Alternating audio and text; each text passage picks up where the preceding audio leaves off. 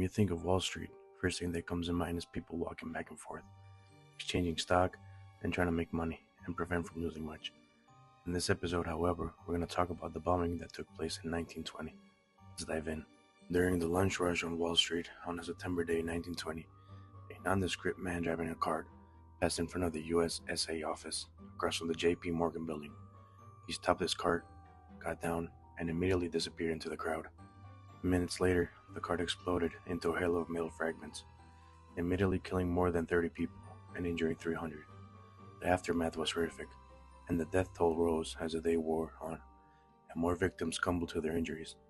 In the beginning, it wasn't obvious that the explosion was an international act of terrorism. It was viewed as simply an accident. Maintenance crews cleaned up the damage overnight, plus throwing away any physical evidence would be crucial to identifying the perpetrator. The next morning, Wall Street was back in business.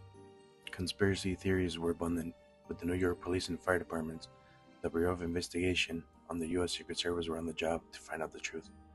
Each lead was actively pursued, and the Bureau interviewed hundreds of people who had been around the area before, during, and after the attack, but collected very little information. The few recollections of the driver and wagon were vague and useless.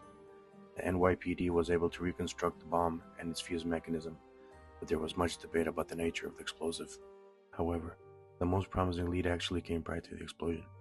A mailman had found 4 clearly spelled and printed flyers in the Wall Street area from a group calling itself the American Anarchist Fighters that demanded the release of political prisoners.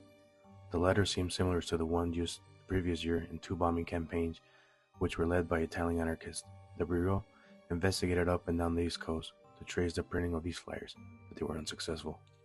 Based on bomb attacks over the previous decade, the Bureau initially suspected followers of the Italian anarchist Luigi Galliani had committed the crime, but the case couldn't be proved, and Galliani had already fled the country.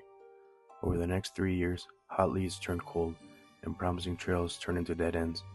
In the end, the bombers were not identified. Why did the bombers choose Wall Street? This is still an event that has not yet been closed, and surely might not be closed anytime soon. Thank you for staying, and please subscribe.